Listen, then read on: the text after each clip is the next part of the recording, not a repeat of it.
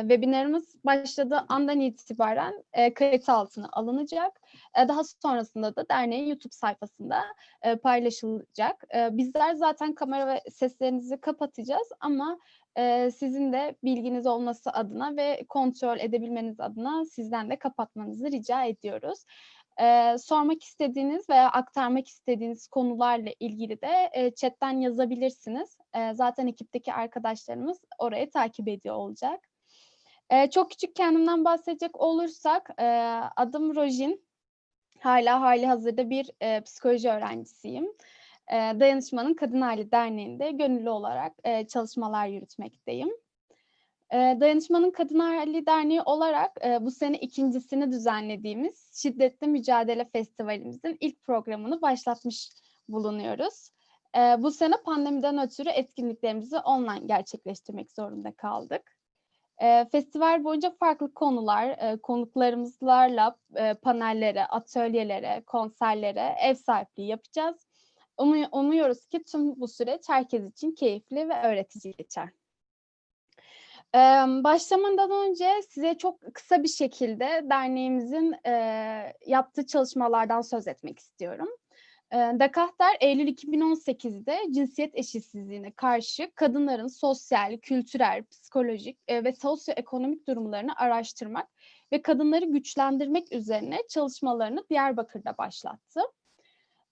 Dernek, insan hak ve özgürlüklerinin güvence altına alındığı, toplumsal adalet ve barışın egemen olduğu, demokratik bir yaşam kurmak, kamuoyu bilinci oluşturmak ve bu konuda çalışmalar yapan kişi ve kuruluşlara destek vermek, cinsiyeti ya da cinsiyet kimliği sebebiyle fiziksel, psikolojik, ekonomik, sosyal ve benzeri gibi şiddete maruz kalmış bireylerle dayanışmak, LGBT artı bireylere yönelik oluşan nefret söylemleriyle mücadele etmek, toplumsal cinsiyet eşitsizliği üzerine politikalar üretmek amacıyla kurulmuştur. Dernekle ilgili aktaracaklarım bu kadar. Bugün oturumumuzun başlığını TERF tartışmasına dair transfeminist perspektifler. Bu konuyla programımızı başlatmak istedik. Çünkü bugün 20 Kasım Nefret Suçu Mağdur Transları Anma Günü ve bu sebeple de programımızın başlığını bu şekilde belirlemek istedik. Bu oturumda bizlere İlksen Gülsoy, Sinan Göknur ve Kano eşlik edecek. İlksen, Sinan ve Kano, Lab'da İstanbul ve Voltrans Trans Erkek İnisiyatifi'nde bir araya gelmiş 3 trans arkadaşımız. Bu konuyu konuşmayı değerli ve önemli görüyoruz. Çünkü bildiğiniz üzere dünyada ve Türkiye'de TERF konusu sıkça gündeme gelip konuşuldu. Türkiye'de de farklı kesimlerden, farklı kimliklerden insanların neler düşündüklerini görme fırsatımız oldu. Türkiye'de yıllardır transfeminist mücadele içinde yer alan İlksen, Sinan ve Kano'nun asıl bu tartışmaların özneleriyle bir araya gelip aktarmalarına vesile olmak istedik. Aktaracaklarım bu kadar. Lafı da fazla uzatmadan ilk olarak sırasıyla Sinan'dan başlayalım. Çok teşekkürler Rojin ve Dekahter'den arkadaşlara genel olarak çok teşekkür ediyoruz zaten bizi bir araya getirdikleri için. Onlara bahsetmiştik biz. 2007'den falan itibaren aslında tanışıyoruz ve birlikte işte örgütlü mücadele verdik ve onun dışında da hem de Lambda'dan uzaklaştıktan sonra da aslında konuşuyorduk ama böyle bir politik bir konuda yani bir katkı sunmak isteyebileceğimiz bir ortamda bir araya gelmeyeli çok çok uzun zaman olmuş. Onu da fark ettik. Yani en son herhalde 2010 falan olmuş olabilir. Bu da vesile olmuş oldu. Çok güzel oldu. Tekrar bazı şeyleri düşünmemize birlikte ve biraz da bugünü daha önce yaşadıklarımızdan da değerlendirmeye çalışmak açısından da güzel oldu. Şimdi buranın ana başlığı transfeminizm tartışmasına TERF tartışmasına transfeminist perspektif gibi bir şeydi değil mi? Ama perspektifler gibi bir şeydi. Biz daha ziyade transfeminist perspektifler kısmında kalacağız diyebiliriz ya da oraya odaklı olacağız. TERF şimdi yani çok kısaca trans eksklusif radikal feminizm yani trans dışlayıcı radikal feminizm olarak geçiyor. Aslında bunun da yani hani radikal feminizmi tümünü kapsayan bir hale gelmiş durumda şu anda çok fazla konuşulduğu için, ama aslında radikal feminizmin bir alt kolu işte 91'den itibaren falan var olmuş bir aslında ne diyelim bir ideoloji. Biz çok fazla TERF üzerine konuşmak istemedik. Bunu da kendi aramızdaki sohbetlerden böyle karar verdik. Çünkü dedik ki yani şimdi biz hep TERF'ten konuşmaya başladığımız zaman o zaman kendi meselelerimizi ifade edemiyoruz. Kendi meselelerimizi konuşamıyoruz. Yani böyle bir sanki bizi dışlayan, bize fobik bir yerden yaklaşan bir ideolojinin sahasına kaymış oluyoruz. Her şeyi oradan konuşma durumunda kalmış oluyoruz. Halbuki bizim istediğimiz transfeminizmi ifade edebilmek. O yüzden orada da şöyle bir soru üzerinden, yani feminizmin öznesi konusu ve sorusu üzerinden böyle birazcık yaptık. Konuşurken dedik ki biz o zaman ne yapalım? En yapabileceğimiz şey olan hani kendi deneyimlerimizi aktaralım. Biz zaten feminizmle ve trans hareketle nasıl kesiştik? Birbirimizle yollarımız nasıl kesişti? Ben Lambda İstanbul'da başladım örgütlü olmaya ve Lambda İstanbul'da 2005 senesinde benim yani Lambda İstanbul'da kadınların yani lezbiyen kadınların kadın toplantıları vardı. Ve lezbiyen kadınlar ben bir trans erkek olduğumu bildikleri anlamda da dediler ki bizim kadın toplantılarımız var ama biz kadınlığı kavramını, kadınlığı zaten biz olarak algılıyoruz. Kadın deneyiminden geçmiş olmak. Bu hani hayatının bir sürecinde kadın deneyiminden geçmişsindir. Şu anda kendin erkek diyorsundur. Biz onu da aslında davet ediyoruz ya da ona da açık bir ortam bu. Ya da işte gacılar yani şu anda kadın deneyimi içerisinde yaşayan diğer trans arkadaşlarımıza da açık. Dolayısıyla bu aslında yani eğer sen ilgilenirsen, sen katılmak istersen isim kafanı karıştırmasın. Seni de aramıza bekleriz diye. Ben bu davetten çok mutlu olmuştum. Yani onların bu kadınlığı konuşurken de buradan kurgulamaları da çok hoşuma gitmişti. Ve orada başladık.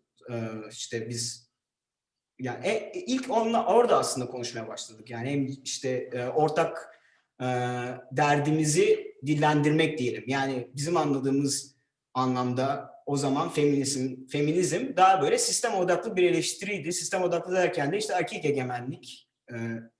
egemenliğin kadın deneyiminden geçmiş insanlar üzerinde bıraktığı ya da maruz bıraktığı haller ve bıraktığı izler de diyebiliriz. Yani buna karşı bir politik şeyi biz nasıl kuruyoruz? Bu sistemi değiştirmeyi nasıl düşünüyoruz?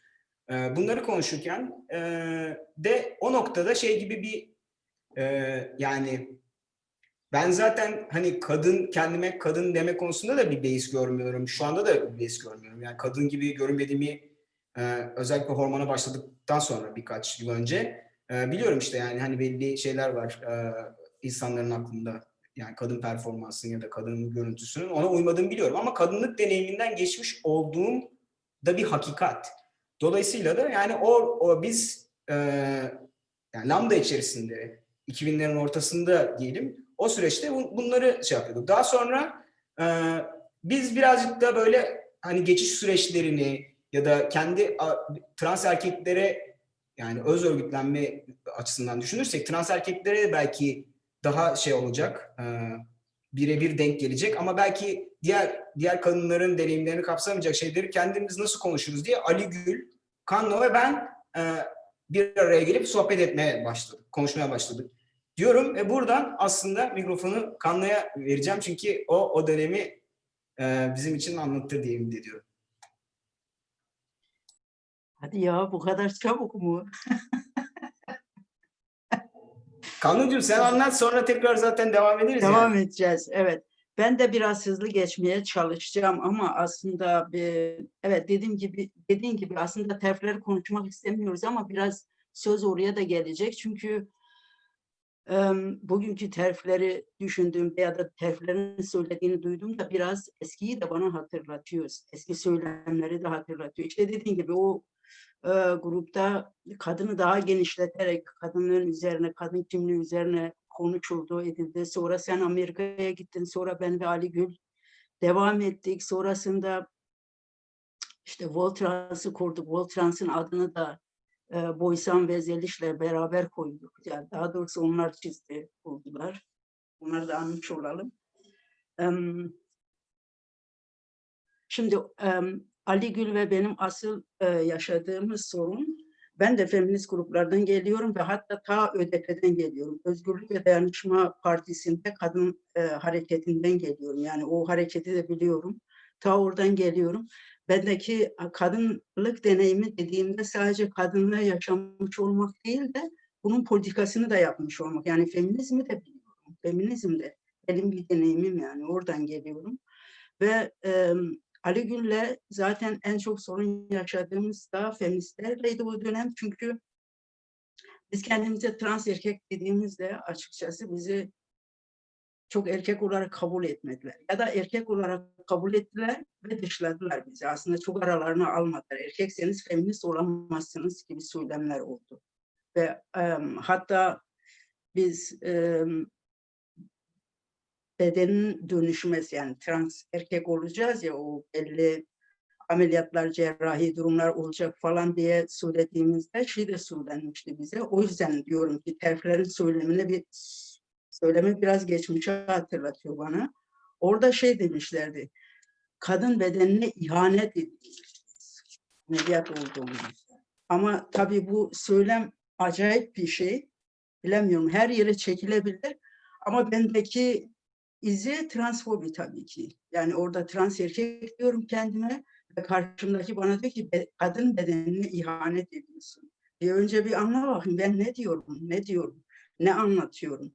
Bir de şey var yani feminizmde, kişinin beyanı esastır. Bunu da unuttular orada. Ve sahiden bu ameliyatlar rahatsız ediciyse falan filan, neden interseksleri üzerine hiç düşünmedik ya da onları niye hiç hatırlamadık? Aslında tabii orada bir karşı duruş. İşte erkeksen eğer tamam, sen feminist değilsin, kadın değilsin, aramıza da giremez. Aslında bir dışlanma vardı. Biz bu dışlanmanın sonucunda şey dedik. Öyleyse biz kadın değiliz, evet erkeğiz, feminist de değiliz ya da feministiz ama sizlerle beraber bir şey yapamayacağız çünkü yapılamıyor. Diğer taraftan şey de söyleniyor, tabii kadınla yeniden üreten trans kadınlara da aynı şekilde bu söyleniyor. Siz kadınla yeniden üretiyorsunuz. Ben mesela şimdi çok kısa, ben ayrıntılara girmeyeceğim, zaten Sinan anlatıyor. İlk sen de anlatacak. Ben asıl derdimi anlatacağım. Şimdi bugünkü terflerin söylediği şey, trans kadınların kadın olmadığını, erkeklik aramıza sızıyor ya da buna benzer bizim alanlarımızı alıyorlar. O gün bize söylenen de kadın bedenine ihanet etmek ya da kadınlığı, erkekliği yeniden üretmek aynen buna denk geliyor.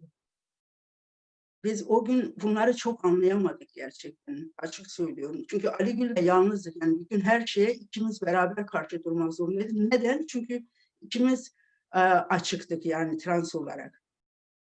Ali Gül ve ben. Daha sonrasında İlksen ve Berk geldiler. İşte Voltrans kurulduktan sonra, ondan sonra bir güç oluştu gerçekten. Voltran filminde olduğu gibi böyle bir güç oluştu. Daha bir karşı durabildik. Bunun yanı sıra tabii Gülkan da yanımızdaydı. Ben mesela Serap Akçuray'ı da hatırlıyorum. Çok iyiydi. O da, onunla yaptığımız konuşmalar, tartışmalar da çok iyiydi. Sonra Dönme dergisi çıktı. Dönme'de Transfeminist Manifesto yazıldı, yayınlandı. Bütün bunlar daha sonra çok destek verdi. Bayağı yayıldı ama öncesinde Ali Gül ve benim sahiden yaşadığımız, bugün karşılaştırdığımda terflerin söylediğiyle aynı aşağı yukarı. O yüzden sanki biraz Sinan, onu söyleyeyim. O konuya geleceğiz yani. Şu an gelmek zorunda değiliz ama birbirine bağlanıyor. Onu söyleyeyim. İlk sen devam etmek ister misin? Böylece biraz heyecanı da geçmiş olur. Bana da biraz erken geldi sıraya. Ben de Canlo'nun işte şey yaptığı yerden devam edeyim. Böyle kendi parçası olduğum yerden. Ben de hani Lambda ile tanışmıştım 2004 ya da 2005 yıllarında ama şey değildi yani benim için daha yani ikili cinsiyet çerçevesinde kalmış. Tabii o zamanlar bu şeyleri böyle bir ikili cinsiyet sistemi gibi bir yani bu dili konuşmuyoruz yani ama daha işte kadın erkek gay, lezbiyen aktivizmi yapan bir yerde. Hatta hani gaylerin daha domine ettiği bir yer olarak ve kadınlar da zaten orada lezbiyen kadınlar da bunun mücadelesini verdikleri bir yerdi. Ama hani atanmış cinsiyet üzerinden çok fazla yüksek bir beklentileri olduğu için özcü bir yerden yani hani bu bedeni terk etme bu beden hani önemli bir şey. Lezbiyen olabilirsin ama hani bir organı kestirmek nedir gibi bir yerden baktıkları için ya da hani kestirmesen de hani şey yani bir organınla niye barışmıyorsun ya da hani yani kurdukları yer biraz daha buralardı ve dolayısıyla hani o yüzden yani o ikililiğe davet oluyordu yani Lambda'nın içerisinde de ben de o yüzden böyle yani orada yalnız hissetmiştim kendimi. Daha sonra işte Ali ile karşılaştığımda Ali ile yakınlık kurmuştum. Ama bir örgütlülük hali olmadığı için çok şey hissedemiyordum, içinde hissedemiyordum kendimi ki daha sonra işte Ali ile karşılaştığımızda hani Voltrans o yani ismine karar veriyoruz artık Voltrans diye bir trans erkek inisiyatifi olacak. Eğer hani katılmak istersen sevinirim falan dediğinde ben de dahil oldum ve orada ben aslında feminizmle Voltrans'la tanıştım. Yani Kamlo ve Ali zaten feminist hareketin içindeydiler. Ama ben feminist hareketin içerisinden gelmemiştim. Yani öğrenci olarak zaten İstanbul'a yeni geldiğim ve yeni açıldığım bir süreçti benim için. Ama Ali'nin deneyimini bildiğim için yani açılma sürecini Amargi'de yaptığı için orada hani ki biz de Amargi'de alıyorduk toplantıları, Voltrans toplantılarını. Amargi benim için hani çok yani hepimizin hayatında hepimizin birbirine değdiği, Lambda da aynı şekilde, hepimizin birbirine değdiği çok fazla şey öğrendiğimiz yerler oldu. Bununla birlikte Ali'nin oradaki açılma deneyimi de benim için travmatik bir deneyimdir. Yani ben Amargi'de açılmadım. Çünkü Amargi'de beni zaten hani trans olarak açıldığımda tanıdı. Ama Ali'nin deneyimi şöyleydi yani Ali orada trans olarak açılmıştı ve aslında o kız kardeş olarak kabul ediliyordu Amargi'de. Ve kız kardeşliğe yani o Ali açıldığında kız kardeşliğe bir ihanetmiş gibi bakıldı orada Amargi'de ve bununla yani karşılaşmak yani böyle bir söylemle en azından karşılaşmak benim için de aynı şekilde daha e, yani hem transfobik hem de açılmayı zorlaştıran ve dışlayan bir yerde duruyordu. Ali orada hani bunun mücadelesini gerçekten çok vermeye yani inanılmaz bir mücadele verdi ve orada hala bunu orada var olarak hem insanlara yani hani hem oradaki feministlerle konuşarak onları dönüştürmeye çalışıyordu hem de yaşadığı deneyimleri bizimle paylaşıyordu. O açıdan ben Ali'nin ve Kamlo'nun deneyimini yani trans hareketi ve feminist hareket içerisinde bir köprü olarak da görüyorum. Yani ben hani Voltrans hareketinin içerisinde olmasaydım hani bu kadar yakınlaşmış olamayabilirdim yani. Hani feminizm diye düşünüyorum. O yüzden benim için bu yaşadığım süreci çok değerli bir yerde görüyorum ben. Ve Ali açıldığın zaman Kanlo ve Gülkan da onun gerçekten hani yani orada ben Amargi'den açıkçası yani Ali böyle bir süreci yaşadığı için daha dikkatli davrandığım ve hani yaklaşmaya çalışmakta zorlandığım bir yer olmuştu benim için. Daha sonra Ali ile işte Gülkan'ın hani o konuştuğu sonrasında işte çeviriler yaparak daha bilgi biriktirdiği kendileri, yani Ali'nin özellikle hani işte transfeminist manifestoyu çevirmesi ve hani transfeminizm bir kavram olarak hani karşımıza gelmesiyle birlikte ve aynı zamanda queer de tartışılmaya başlandı o dönemde. Yani biz hepimiz böyle kendimize bir alan bulmaya başladık. Yani böyle, çünkü o zaman şöyle bir soru sordu. Ali de işte o dönemde 2012'de yapılan işte feminist tartışmalar, Hamargi'de yapılan tartışmalar çok önemlidir. Bence önemli bir kaynak yani hala. Bence eşsiz de bir kaynak Türkiye tarihi açısından. Çünkü orada Gülkan ve Ali'nin dayanışması bence önemli bir yerde duruyordu. O dönemde hani biz işte transfeminizmi konuşmaya başladığımızda artık yani bu bir feminist yürüyüşse hani biz de orada var olmak istiyorduk. Çünkü var olma sebebimiz, hatta ilk feminist e, Kanno ile birlikte katılmıştık. Kanno ile birlikte pankart yazmıştık. Ve o pankartlarla birlikte ilk defa o yürüyüşe çıkmıştık. Yani o günün akşamı da işte gece yürüyüşü vardı ve 2009 ya da 8'di. 9 muydu? Öyle bir şeydi diye hatırlıyorum. Yani birlikte yürümüştük o yürüyüşte ve ama ya, alana gerçekten hani çok korkarak girdiğimi, hani insanları da bir taraftan örgütlemeye çalıştığımızı çok iyi hatırlıyorum mesela. E, Sonrasında gece yürüyüşünde işte alana girilmemizi istemediler ve benim özellikle hani kimliğime yaptılar, kimliğimi bana sormuşlardı. Ben de kimliğimi göstermiştim ve alana öyle girebilmiştim. Daha sonrasında işte yani başka yaşanan olaylar, bir arkadaşın elinden işte pankartın indirmeye çalışması, benim elletirim, benim belletirim diyor meşhur bir şey vardı. Şu an hala konuşulur. İşte bütün yaşanan, hani kimlerin yaptığı önemli değil ama bu olayların zaten yapılması gerçekten şu an hani yaşanmış olması üzücü ve hala bunların hani devam ediyor olması. Yani biz orada varoluşumuzun sebebi, biz hani translar olarak bu patriarka denilen sistemde ya da ikili cinsiyet sistemini e, yani heteroseksizmin üzerimizde yarattığı baskı hepimizin üzerinde var ve biz buna karşı yürüyoruz burada ve sizin yani yani birlikte güçlüyüz demek için aslında oradaydık. Ama orada feminizmin öznesi işte sorusu ortaya çıktı ve aslında Gülkan'la Ali de yaptıkları, özellikle 2012'deki o tartışmada, bu feminizmin öznesinin ne olduğu aslında deşifre edilmiş oldu.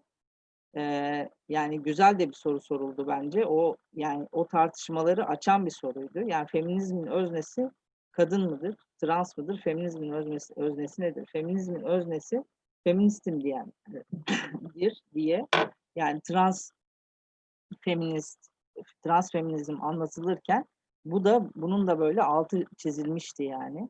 Bu da bize yani kendimizi ait olduğumu, yani bana en azından o dönemde kendime ait olduğum bir yeri hissettirmişti. Çünkü yani bir erkek olarak tanımlasanız da kendinizi ya da açılsanız da, yani o deneyim bir erkeğin yani yaşadığı deneyimden çok farklı oluyor. O yüzden mesela hani şu an bazı arkadaşlar, hani trans erkek olarak açılan arkadaşlar, kadınlık deneyimi denildiği zaman hani buna sonrasında zorunlu kadınlık deneyim dedik. Bazen buna da karşı çıkabiliyorlar. Yani bu da transfobik bir kelime olarak algılanıyor. Ama bir şekilde orada bir deneyim var yani, hani sonuçta atanmış cinsiyetin dışında yaşadığımız bir deneyim var. Atanmış cinsiyet çerçevesinde bize dayatılmış bir deneyim var. Ve öyle bir deneyimden geliyoruz. Ne kadar açılmış olsam da ben bugün hani erkek de olarak algılansam, kadın da olarak algılansam, hani bunun, o ikililiğin arasında kalmanın ne demek olduğunu deneyimleyen, gören ve onun zorluklarını hisseden bir insanım. Burada hani gerçekten o ikili cinsiyet sisteminin dışında var olabilen, yani nefes aldığım bir feminizme ihtiyaç duyuyorum. Burada kim devam etmek ister? Ya hepinize ayrı ayrı aktarımları için teşekkür ederiz bu arada. Dilediğiniz gibi paslaşarak ilerleyebiliriz. Ana sen bir şey söylemek istedin mi? Devam edeyim. Tamam. Şimdi bizim aslında belki de birazcık da hatırlatmak istediğimiz, yani bu geçmişten konuşmanın anlamı, hani nostaljisi de vardır, ayrı bir olay o bizim için, ama onun dışında da bence şöyle bir şey var. Şimdi bugüne baktığımız zaman TERF tartışmaları genelde de aslında trans kadınları dışlayıcı bir yerden kuruluyor. Şimdi ama geriye dönelim. 2007 olabilir, 2008 olabilir. Aramızda bu tarihi yaşamış insanlar da var, eminim ben konuşanlar arasında. Dinleyenler arasında da onlar da müdahale edebilirler. Amargi'de Fransa'dan bir sirk grubu gelecekti. Amargi'de bu arada ilk, yani feminist olarak Lambda değil, çünkü Lambda'da gacılar vardı, trans feminist kadınlar vardı ve kendilerini feminist olarak görenler de vardı, görmeyenler de vardı kadın toplantılarına gelen. Ama Amargi'de Lambda'da örgütlenmemeyi seçmiş, Amargi'de kadınların arasında örgütlenmeyi seçmiş trans Esmeray vardı. Ve bu sirk grubu Fransa'dan Türkiye'ye gelecekti, feminist bir sirk grubu ve bir gösteri olacaktı, bir şey olacaktı Amargi'yle. Biz de Amargi'yle komşuyduk, Lambda ile Amargi komşuydu, sürekli birbirimize gidip gelirdik. O noktada böyle bir tartışma çıkmıştı. Çünkü bu Fransa'daki radikal feminist bir grup, 2007 veya 2008 tam hatırlamıyorum tarihini. Onlar diyorlar ki transları istemiyoruz. Şimdi Amargi de ilk kez böyle bir şeyle karşılaşıyor aslında bir taraftan. Yani onlar daha önce böyle bir hani trans dışlayıcı bir şeyle karşılaşmamışlar. Lambda bizi de davet ettiler. Hani bir toplantı alındı bununla ilgili olarak. Nasıl yapacağız? Ne yapacağız? Şimdi bize böyle bir şey geldi. Yani biz böyle bir ortak bir şey yapmak istiyoruz. Ama bunlar böyle diyorlar. Şimdi biz, yani sonucunda Esmeray da bizim, yani hani örgütlendiğimiz de bir insan. Esmeray da oradaydı. Hepimiz oradaydık ve böyle ya bunlar ne kafasını yaşıyorlar falan diye böyle gülüp dalga geçmiştik falan hep birlikte yani. İşte nedenmiş falan, niye ya falan diye hani böyle konuştuk, bayağı bir güllümü dönmüştü ama nasıl cevap verelim? Çünkü bir taraftan da artık geliyorlar. Yani biz bunları hakikaten yapacağız ama ağırlayacağız. Yani ne şart, nasıl yapabiliriz falan diye böyle bir konuşması geçmişti. Sonra onlar oraya gayet de bir çizgide çekilmişti diye hatırlıyorum ben. Yani orada bir şey gösterilmişti. Keşke Esmeray burada olsaydı da o daha yani hani birebir yüzleşmiş olduğu için daha iyi hatırlayacaktır. Demiş yani Amargi, biz sizin bu tavrınızla ortaklık kuramayız. Eğer bu şey yapılacaksa, yani istersen hani burada sizi yine ağırlarız ama eğer ortak bir şey yapılacaksa o zaman hani translar gelmesin diye bir şey bizim şeylerimizde, şartlarımızda mümkün değil demişlerdi ve hatırladığım kadarıyla da onlar da buna kabul etmişti. Fransızlar kabul etmişlerdi. Yani tamam demişlerdi. Bir şey diyememişlerdi. Şimdi ama o sürecin komplikeleşmesi ilk senin anlattığı şeydi. Aynı örgüt Amargi kendi aralarında sonucunda erkekten kadına trans birisini kız kardeşi, örgütlü mücadele verdiği bir insan olarak görebiliyor ve onun adına dayanışırken, ama ilk sen diyor ki Ali Gül'ün oradaki açılması trans olarak bir ihanet olarak algılandı. Bir ihanet olarak algılandığı için de orada kadından erkeğe olunca birdenbire translık bir problem haline gelmiş oluyor. Yani oradaki esas ilk gerilim, yani bizim bildiğimiz ilk gerilim burada aslında kaynaklanıyor. Ama yine yani bu böyle tepe taklak tarih. Bir oraya gidiyor, bir buraya gidiyor gibi. Yani şimdi baktığımız noktada da aslında şu anda trans erkeklerin ben bahsinin geçtiğini de çok bilmiyorum. Yani şu anda olay direkt trans kadınlar üzerinden, çünkü trans kadınlar kime kadın diyeceğiz. Şimdi bir kadının terim polisliği üzerinden kuruluyor bu şey. Yani kim kadın olmayı hak ediyor gibi bir yerden.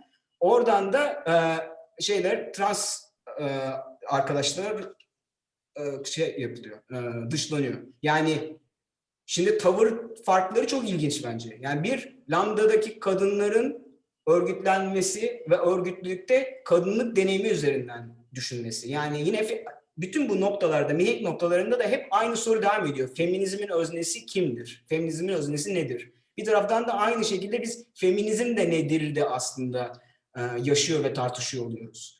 Yani bizim anladığımız, benim anladığım feminizm, benim örgütlendiğim feminizm, benim kendime feminist demiş olmamın sebebi, yani feminizm neye karşıdır? Ataerkil sisteme karşıdır. Ataerkil nedir?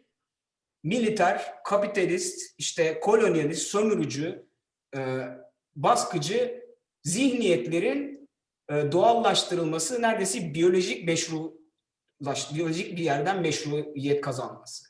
Yani biz bu zihniyete karşı müdahale ediyorduk. Hatta şu lafları ediyorduk yani biz. Hani bizim derdimiz erkeklerle değil, erkeklikle gibi mesela. Yani tekil erkekle de derdin olur. Onu ayrı bir konu da. Yani bizim esas odak noktamız bu zihniyetler üzerinden. Yoksa kimin organı var? Seninki kaç santim? Ötekisi kaç derin? Üzerinden bir böyle şey yapılmıyordu. Yani hani derdimiz o değildi. Kadın olma kriterleri çıkartmaya çalışmıyorduk. Erkek olma kriterleri çıkartmaya çalışmıyorduk. Daha ziyade ortada baskıcı, hepimizin de öyle veya böyle bir yerden zaten zulüm gördüğü bir sistem var. Biz bu sistemi nasıl alaşağı ederiz? Zihniyetinden başlarız.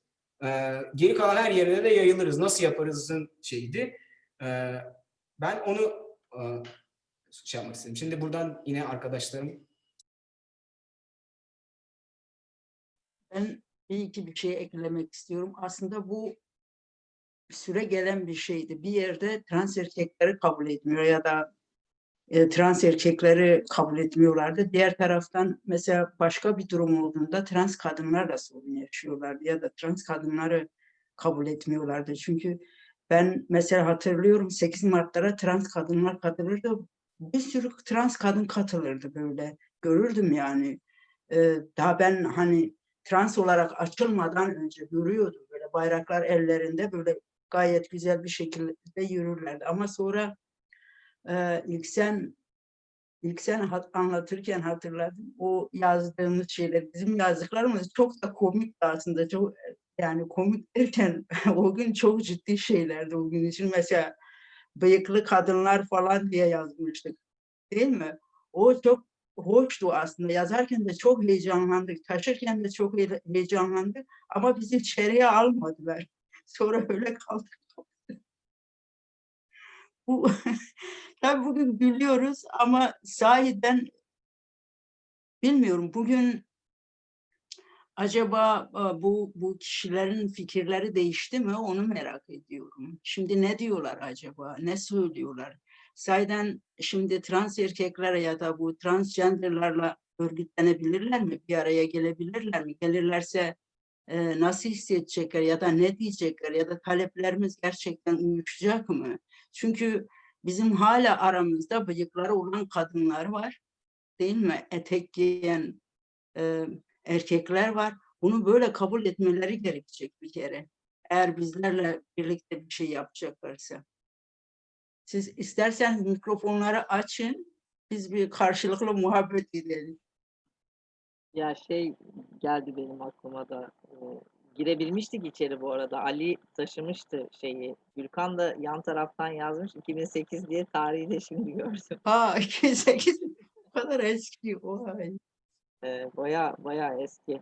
Bir de bunun geçen yıllarda Zeliş'in doğum gününde videosunu şey yapmış. Böyle baktım kendimi tanıyamadığım ben miyim falan diye böyle bütün şeyin yürüyüşü videosunu çekmiş de böyle çok şey gelmişti, enteresan gelmişti. Yani şimdiden bakınca böyle gerçekten çok eski geliyor. Yani şey de öyle, kullandığımız dil falan da öyle yani. Bana da çok enteresan geliyor.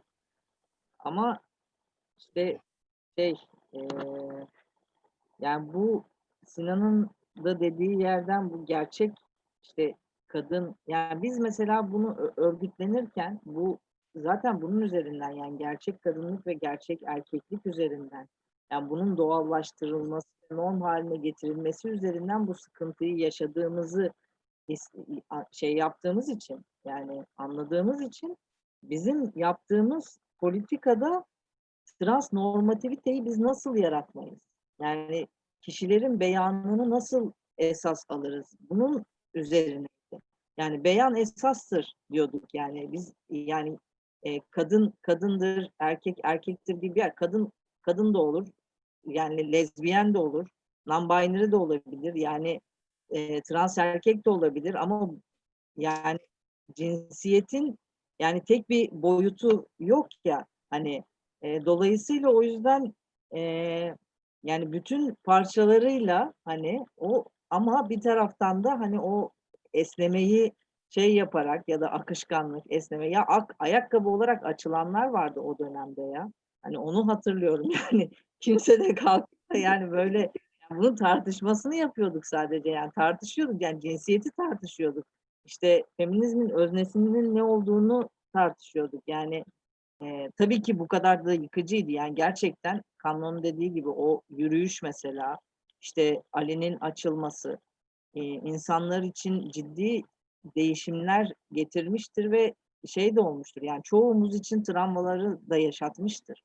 Yani o kapıda kaldık, zor girebildik kapıya. Bazı arkadaşlar, yani üzerine yürünen arkadaşlarımız o travmaları hala atlatamıyorlar mesela hani. Yani dolayısıyla bu süreçler de şey olmadı. Yani kolay geçmedi hepimiz için. Yani duygusal olarak, psikolojik olarak yıpratıcıydı. Ama şu an baktığım zaman, yani bugünden baktığım zaman değişen insanlar da oldu. Bugün mesela Voltrans filminde de Kanno hatırlıyordur. Şey, işte Hatice'nin söylediği şey. Yani Ali'nin orada sorduğu soru Hatice'ye bence önemli bir soru diye düşünüyorum. Yani erilliği, şey, Ali'ye hani şey diye cevap veriyorlar, yani hani ya erkek olacaksın, hani kadınlığı ihanet ediyorsun yani.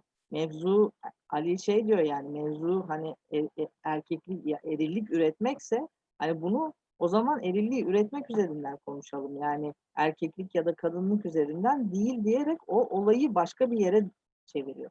Aynı feminizmin öznesini sormak gibi bir şey. Yani konuyu o ikililikten çıkarıp ya da bunu cinsiyetler ve organlar üzerinden üretmekten çıkarıp bunu biz davranış olarak zaten cinsiyetin ya da organın ya da bundan bağımsız ne olursa ol üretiyorsak eğer, o zaman bunu konuşalım. Ya da gerçek kadınlığı ve gerçek erkekliği konuşalım. Ya da işte gerçek ilişki nedir? Ve bu, yani bu ilişkiler nasıl tanımlanıyor ki bunların sahtesi oluyor? Yani bir şekilde bunlar tanımlanıyor yani. Hani gerçek kadın olmak tanımlanıyor, gerçek erkek olmak tanımlanıyor. Ya bugün ya gerçek ilişki de tanımlanıyor. Yani Seren Serengil işte Selin Ciğerci'ye bugün söylemiş bir sürü şey. İşte törflerin dilinden de çok farklı değil yani bence söyledikleri. Hani dolayısıyla yani trans, dışlayıcı, hani radikal, Hatırlasan ben duymadım. efendim? Ne demiş? Dediğini de söylersen hatırlarız diye. Söyleyecektim şimdi kanka. Ya şey demiş işte, yani şeyi, e, birlikte olduğu kişi başka biriyle birlikte oluyor. Birlikte oldu. Selin Ciğerci'nin birlikte olduğu adam başka bir kadınla birlikte olmuş.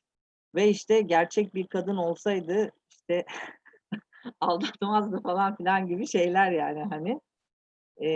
Yani buradan kurulursa eğer, yani ki aldatılmak mesela hiç konuşulmuyor. Aldatmak ne, aldatılmak ne, bunları nasıl üretiyoruz, nasıl kurguluyoruz, bunlar konuşulmuyor. Kim aldatılır, kim aldatılmaz, kim aldatılıyor, yani bu ya aldatma meselesi değil de mevzumuz, yani başka bir yere evriliyor yani, hani gerçek kadın olaydı böyle olmazdı. Sanki yani hani gerçekten ne, yani kadınlar erkekler ya da başka kimse hani birbirini aldatmıyor ya da kendimizi de kandırmıyoruz gibi, kendimizi de aldatmıyoruz gibi. Yani buralara gelmesi gerçekten hani orada korkunç bir trans misojeni, trans dışlayıcılık olduğunu gösteriyor yani. Ve aynı zamanda yani bu, yani en azından yanımızda yürüdüğümüz insanların, hani ben bugün yani bu böyle bir insanın bunu söylemesi tamam, yani yanında değil, dayanıştığım bir insan değil. O yüzden beni çok etkilemeyebilir. Ama dayanıştığım, işte yan yana yürüdüğüm, omuz omuza yürüdüğüm, hani Ali'nin deneyimindeki gibi bir insan, yani insanların açıldığın zaman hani seni buradan, yani cinsiyet kimliğin üzerinden reddetmesi tabii ki daha büyük bir travma ve daha büyük bir hayal kırıklığı yaşatıyor insana. Kim almak ister? Ben buradan bir örnek vereyim mi size açık? Daha da abartılı, ben ve Ali Gül'ün tartıştığımız, yani aramızda konuşuyor tartışıyoruz ya, biz bir yerde şeyi tartışmıştık. Taciz etmek nedir ya da ne olursa taciz edilir. Çünkü kendimizdeki erkekliği sorguluyoruz ya, bizi ta oraya kadar savrulmuştu bu durumlar. Anlatabiliyor muyum? Yani biz erkeksek öyleyse taciz ediyoruz. Geldik ve taciz nedir? Ne yaparsak taciz olur'a girdik. Hatta çok iyi hatırlıyorum. Pınar Selek de geldi oturdu bizimle bunu konuştu. Yani konuştuk, beraber tartıştık.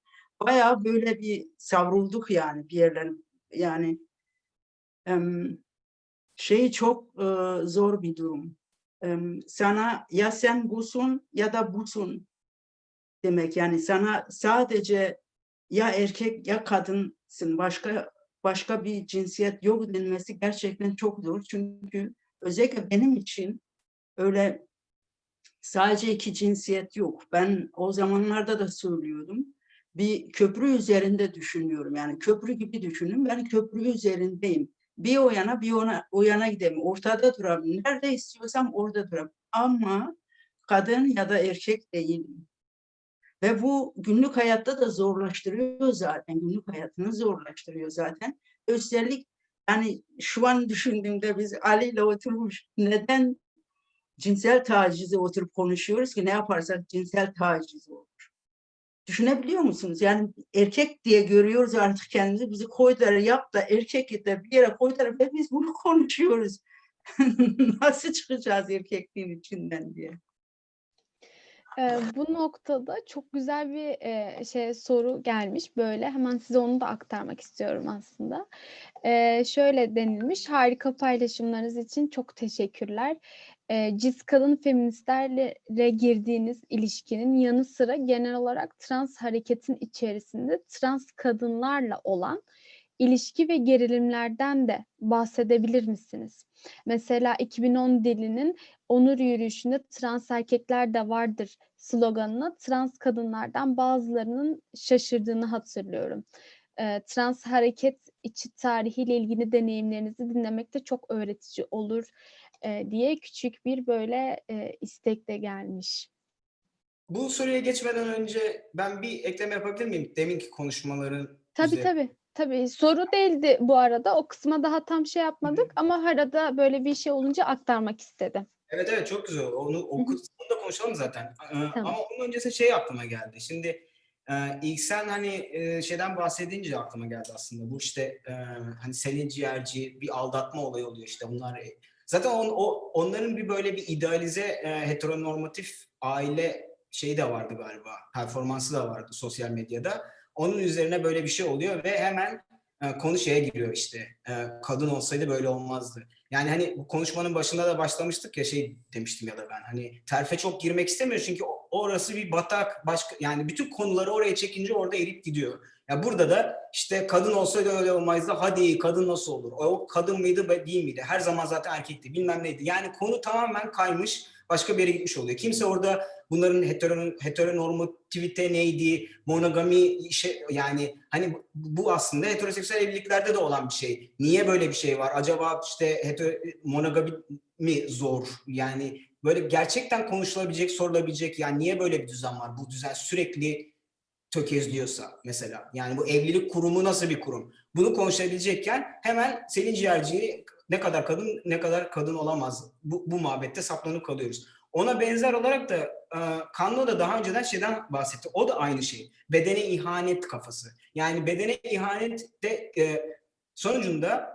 heteronormatif insanların bütün endişeleri bir şekilde çok rahat bir şekilde translığa faturası kesilip o konu kapatılabiliyor. Yani nasıl sonucunda evlilik kurumu da monogami, işte poliamori, bu tür şeyler aslında hala derin meseleler. Çünkü herkesi dokunuyor. Ama onu nasıl translıkta eritip yok edebiliyorsan aynı şekilde beden meselesi de. Yani bir trans erkek hormon kullandığı zaman ilk senin çok güzel bir lafı var. Ya takmışlar bizim hormonumuza diyor ama diyor bütün gıdalar hormonlu mesela. Herkes şakır şakır hormon alıyor. Yani kimse ondan bahsetmiyor. Ve böyle diğer konularda da yani bedenle barışıklık. Sanki bütün dünyada herkes trans olmaya herkes çözmüş bu işi. Beden meselesini çözmüş, kafası rahat, ilişkileri çözmüş, her şey bitmiş. Bir translara şey olduğu zaman Allah siz ihanetçisiniz, siz ne yapıyorsunuz? Aslında onlar çözmedikleri meseleleri trans konusunda ortaya çıktığı zaman bence daha şeylik hissediyorlar. Yani büyük bir şey patlaması oluyor. Ne denir? Sıkışmışlık patlaması mı oluyor? Kendi endişeleri yukarıya çıktığı için bu sefer doğru yani hani tamam o zaman hadi bunu masaya yatıralımdan daha ziyade en kolay şey olarak ne oluyor? Hemen başkasının pratiğine bir şey yani kanalize etmek. Soruyu özelleştirmek, başkasının pratiği üzerinde de konuyu kapatabilmek. Yine o biz daha iyiymişiz gibi herhalde düşünüyorlar bilmiyorum ama bir şekilde onun şeyi kapatılıyor yani. Bir de sen onu Onu aklıma geldi. Şimdi soruya trans erkeklerin sorusuna da ben kendi deneyimimi söyleyeyim. Çünkü ben dediğim gibi Lambda'da başladım. Lambda'da benim başladığım zaman işte kadın grubu vardı ve oraya gacılar geliyordu. Ama gacıların işte Demet'le Ebru ablalar vardı. Onlar en fazla onu koordine ediyorlardı. Onlar da Gacı dergisi çıkarıyorlardı. Bana demişler ki bak sen Daço'sun bize yazı göndermek ister misin dergimize demişlerdi. Daha sonra ev kapatma sorunları oluşmaya başladı. Yani polis transların çalışma evlerine değil yani seks işçisi bir sürü arkadaşımız. O arkadaşımızın iş yaptıkları evi değil oturdukları evleri basıyorlardı. Bu insanların evlerini mühürlüyorlardı. Erkek arkadaşlarını beraber ya yaşadığı erkek arkadaşı olabilir müşteri olarak şahit gibi şey yapıyorlardı. Yani evde buldukları kondom ev arkadaşını evde işte erkek gördüyse onu delil olarak kullanıyorlardı. Onların hem evlerini mühürlüyorlardı hem de inanılmaz büyük para cezaları kesiyorlardı. Bundan dolayısıyla Ebru'la Demet Lambda'da bu sefer trans toplantısı şey yaptılar ve genel olarak da ama ana eksen trans kadınlar ve seks işçiliği üzerinden mağduriyetti. Yani polisin şiddetiydi. Ona da beni davet etmişlerdi. Oraya da gidip geliyordum ben ama o zaman orada mesela yani gördüğüm hani karışıktı. Yani onlar aslında benim orada o bulunmama anlam veremiyorlardı bazı açılardan. Çünkü şey gibi yani trans erkek de mi olurmuş gibi yaklaşanlar da vardı. Ama zaman içerisinde şey yapıldı yani o konuyu konuştuk. Ama daha ziyade tabii daha görünür olan gacılar olduğu için ve çoğunluk olarak da onlar olduğu için trans erkek birazcık daha şeyde kalıyordu yani benim hatırladığım.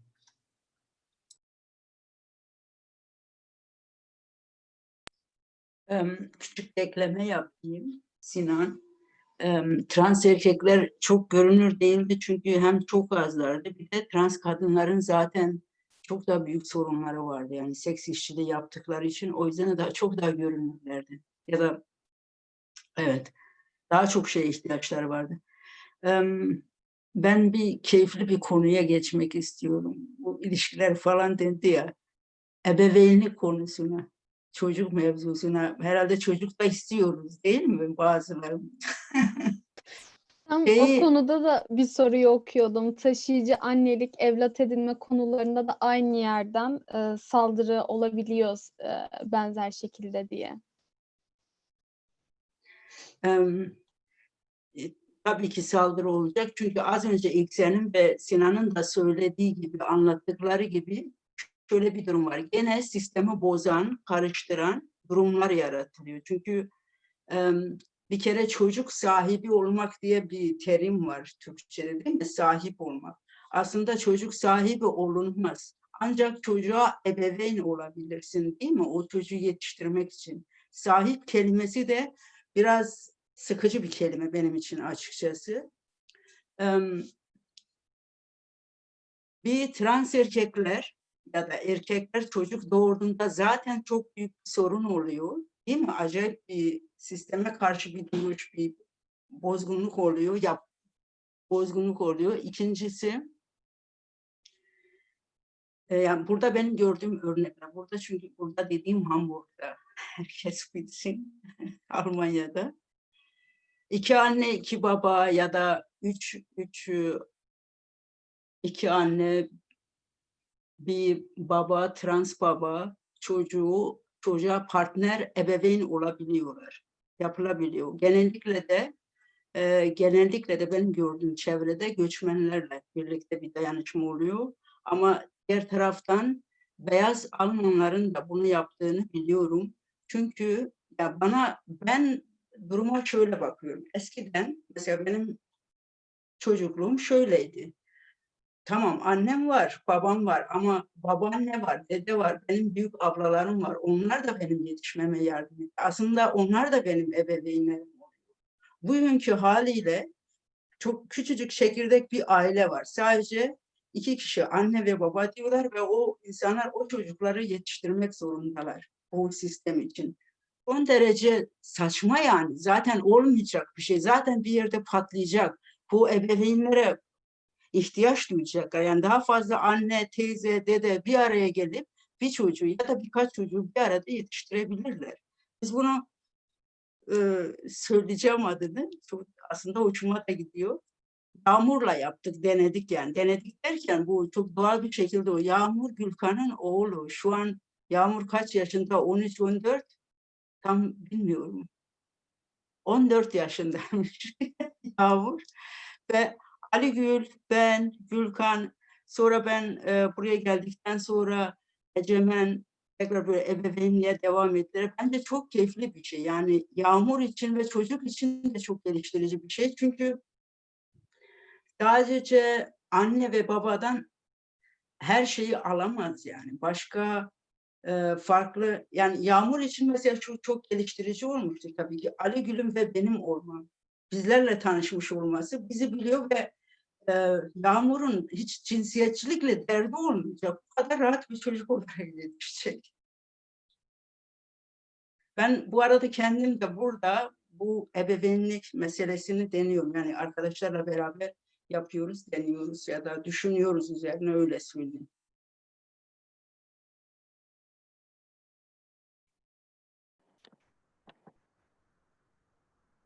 Ben bir şey eklemek istiyorum. Bu bir taraftan yandaki yazışmaları okuyorum da chatte.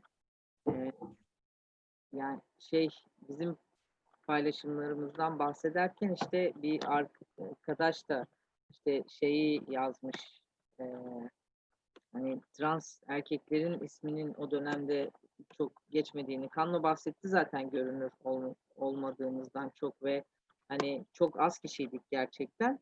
Ama mesela hiç interseksler de görünür değildi. Mesela onların hani onları güçlendiren de yine Ali olmuştur. Yani davet eden, çağıran, teşvik eden ve en son Kadıköy'de bir buluşma yapmıştık. Ali Gül'e Sevgiler haftasında ben hayatımdaki en katılımcı intersex örgütlenmesine orada tanıklık etmiştim ve bence çok güzeldi. Yani Türkiye'de bir ilk olduğunu düşünüyorum. Umarım son olmaz yani. Hani uzun zamandır göremiyorum çünkü böyle bir şey. Gerçekten hani Ali Gül'e Sevgiler haftalarını organize edebiliyorduk en azından o zaman. Bu yani 3 yıl sanırım organize edebildik bunu. Ve çok güzel etkinlikler de organize edebildik orada. Bir araya geldiğimiz hani zamanlardan bir tanesiydi. Ali Gül'e Sevgiler haftası. Ve bir tanesini Bodrum'da yapmıştık.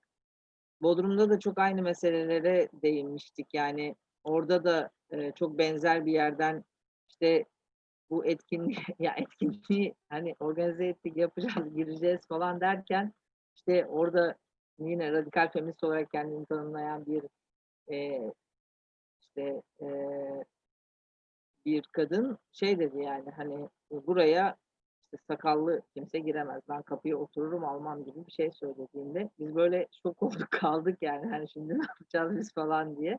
Sonra bunun tartışmasını çok uzun süre yaptık hani amacımızın zaten hani cinsiyeti sorgulamak olduğunu, burada cinsiyeti sorgulayacağız, ikili cinsiyet sisteminin hani dışında bir etkinlik bu ve dolayısıyla herkese açık olsun. Ama biz orada taciz eden biri olursa onu çıkarırız. Ama herkes taciz travmasıyla yaklaşıyor. Yani şey meselesi de öyle yani tuvalet meselesi de öyle. Tuvalette mesela kadınlar kadınları hiç taciz etmiyor. Yani bir sürü ben tuvalete girdiğimde kadın ya da erkek tuvaletine girdiğimde hem kadınlar beni taciz ediyor hem erkekler yani kadın tuvaletine girsem senin burada ne işin var? Ya da ne oluyorsun çık buradan hani git başka tuvalete gir diye taciz ediliyorum. Erkek tuvaletine girsem ayrı bir taciz ediliyorum. Yani dolayısıyla taciz meselesini konuşalım biz o zaman gerçekten. Aynı bu kadınlık ve erkeklikte olduğu gibi yani biz kadınlığın erkekliğin ne olduğunu konuşmadan, ilişkilerin ne olduğunu konuşmadan, aldatmanın ne olduğunu konuşmadan ve tacizi konuşmadan hani bunu atadığımız cinsiyetler üzerine böyle yapıştırmaya ve etiketlemeye çalışıyoruz ve onların üzerinden sanki üretiliyor taciz ya da tecavüz. Aynı bugün işte yani LGBT'lerin üzerinde sapkınlar zaten tek sapkınlık bu kaldı sanki yani anlatabiliyor muyum? Hani hepsi bitti de.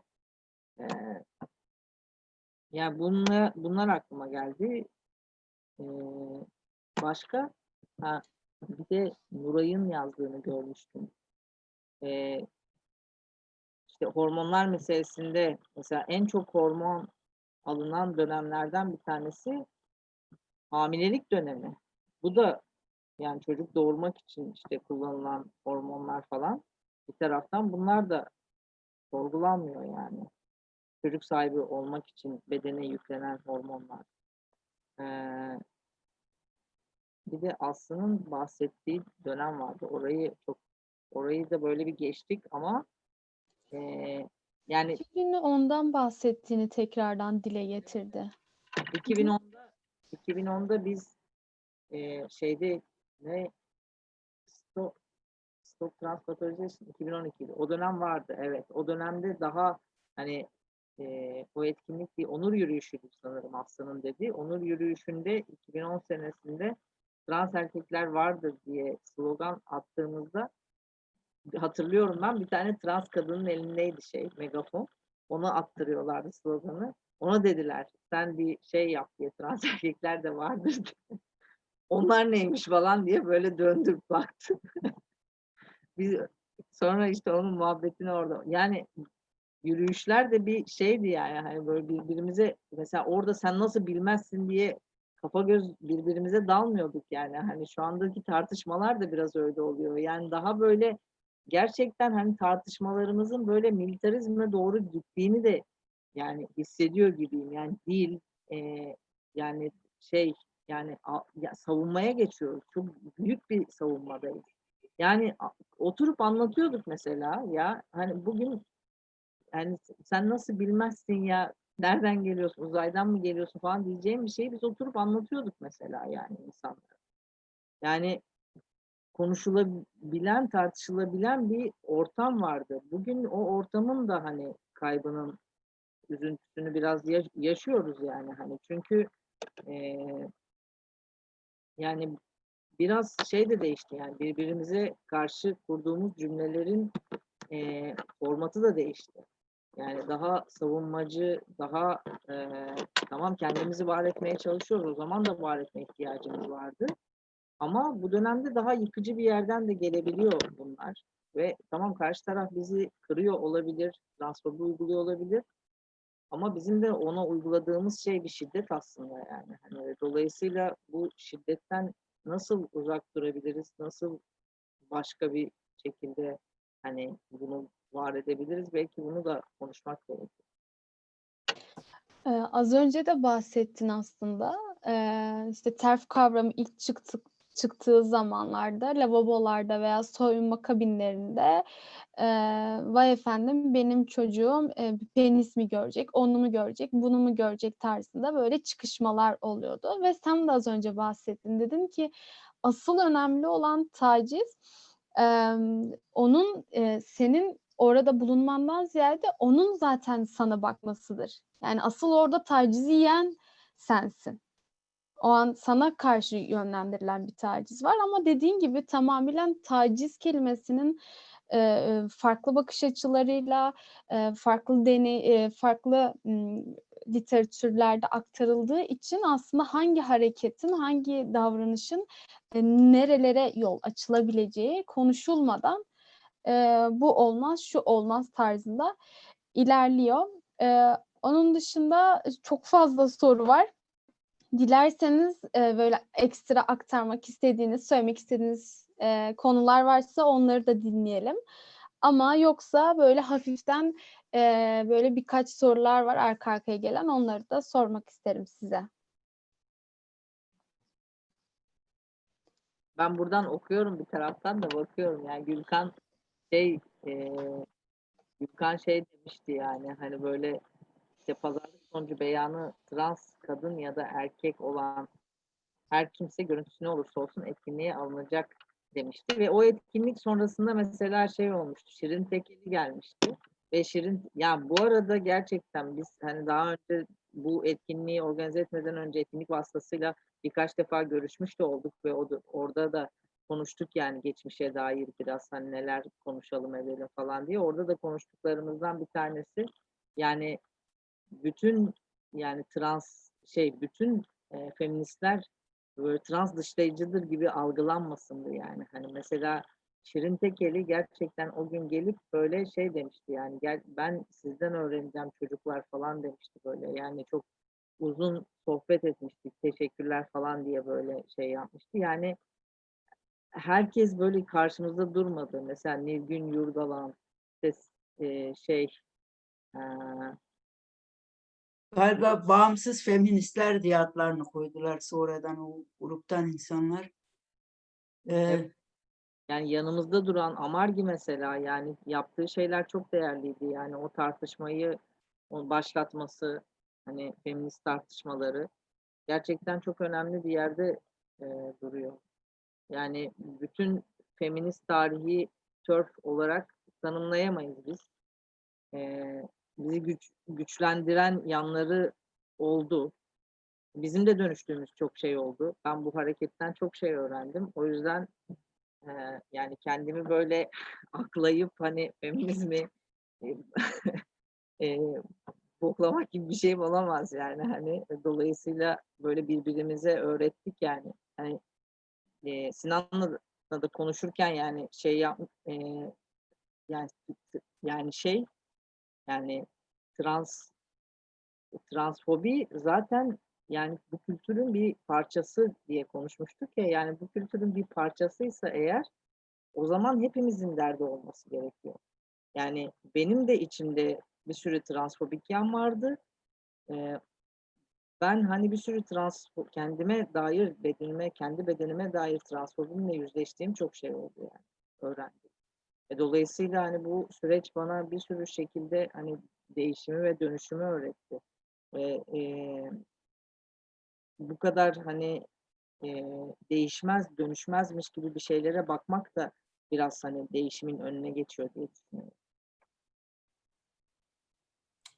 Evet, bence de Ee, önemli bir şey, yani altını çizmek lazım. Hani gericilik benim anladığım kadarıyla zaten işleri kemikleştirmek, biyolojikleştirmek bir anlamda neredeyse. Yani çünkü değişmez bir özcülüğe saplamak gibi bir şeye geliyor, tekabül ediyor. Yani biz hani politikaya inandığımız noktada, değişime inandığımız noktada daha bir açık bir ihtimaller üzerinden konuşuyor oluyoruz. Yani bu hemen hani ha deyince olacak bir şey olmayabilir. O ayrı bir olay. Onun çetin bir mücadele de gerektirir. Tamam, o da ayrı bir olay ama yani böyle ihtimalin önünün kapanması çok ters bir zihniyet. İşte bu tuvalet örneği de aslında biraz oraya tekabül ediyor. Yani tacizi konuşmak yerine siz konuyu böyle değişmez bir şeye zımbaladığınız zaman, yani erkek kadını taciz eder. Bir erkek ilk eşittir erkek kadın tuvaletindeyse kadını tecavüz eder. Eşittir. Yani böyle az sorgulanamaz bir yerden baktığınız noktada aslında ya esas meseleyi dönüştürme gibi bir şeyi de yok. Yani ihtimali de bırakmamış oluyorsun. Sadece o zaman şuna bırakıyorsun. Polis. Bunun olmaması için yapılabilecek tek şey var o zaman. Madem ki böyle bir durum var, o zaman tek yapılacak şey her şeyi polise devretmek ki zaten bu olmak zorunda ya, yani erkek dediğin şey zaten kadına tecavüz edeceğine göre orada onu engelleyecek yine bir şey bulunması gerekiyor gibi bir yere tekabül ediyor. Yani ben Amerika'da yaşadığım için bu tuvaletle ilgili de yani biz hem de Kuzey Carolina'da birkaç 2-3 yıl olmuş olabilir. Bir kanun geçirdiler ve de yani bunu kanunlaştırmaya çalıştılar. Transların işte mesela kadından erkeğe, nasıl diyeyim yani, transların ya ben şimdi kadın şeyle doğmuşum ya, yani birth certificate diyor adam, doğum şeyine bakacakmış. Doğumda geçen cinsiyetine. Yani bu halimle bile kimliğini değiştirmiş olman bile kâr etmiyor. Senin doğum sertifikanı getireceksin, yanında taşıyacaksın. Tuvalette ancak o sertifikanın tekabül ettiği tuvalete girebileceksin. Öteki tuvalette yakalanırsan o zaman cezai müebbiyesi var, seni içeri götürecekler. Bu mesela diyelim ki bu da ne demek oluyor? Şu demek oluyor. Sen tuvalettesin, yanındaki Denyo'nun biri çıktı ve tipini beğenmedi. Polisi arıyor. Ben bunun olduğundan kuşkulanıyorum. Haydi hep beraber karakola, o doğum sertifikası bulunana kadar senin geçmişin, geleceğin araştırılıyor. Çünkü bazı transların nereden nereye geçtiğini de fark etmek de kolay olmayabiliyor. Yani hani kadın bazısında beyana bakmak zorunda kalabiliyor. Ama onu da kabul etmeyecek artık. Yani elindeki kimliği de kabul etmeyecek. Gidecek yani genetik teste götürebilirlerdi. Sonra bir şekilde müdahale edilmek zorunda kalındı ve değiştirdi. Yani askıya alındı şu anda. Ama bu sağ parti yaptı bunu ve şu anda onların elinde koz. Onu da aynen bu şekilde üzerinden yaptı. Yani böyle bir ahlak, nasıl denir ya? Yani böyle bir panik, ahlak paniği, panik yani. Panik yaratarak işte biz bugüne kadar nasıl fark etmemişiz, işte translar meğerse tuvaletlerdeymiş, kızlarımıza, kadınlarımıza, küçük çocuklara tecavüz edecekler, ediyorlar, daha da fazla edecekler bilmem ne falan diye böyle bir şey oluşturuldu. Tam anlamıyla bir panik oluşturuldu.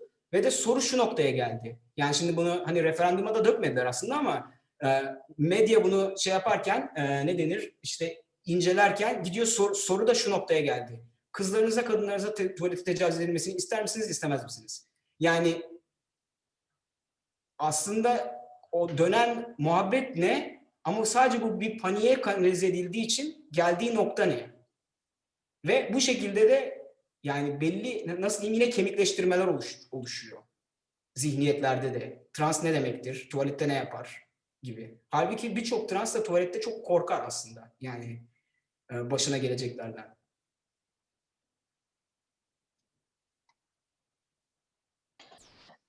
Şöyle bir soru var Seda'dan. 8 Mart ve 25 Kasım feminist yürüyüşlerinin bugünkü görece kapsayıcı halini almasındaki diyalog sürecini ve bundan sonrası için kapsayıcı, keşisimsel bir feminist mücadelenin nasıl mümkün olabileceğine dair böyle bir soru sormuş sizlere.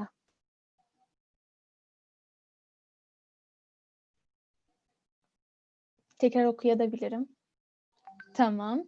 8 Mart ve 25 Kasım feminist yürüyüşlerinin bugünkü görece kapsayıcı halini almasındaki diyalog sürecini ve bundan sonrası için kapsayıcı, keşisimsel bir feminist mücadelenin nasıl mümkün olabileceğini sormuş.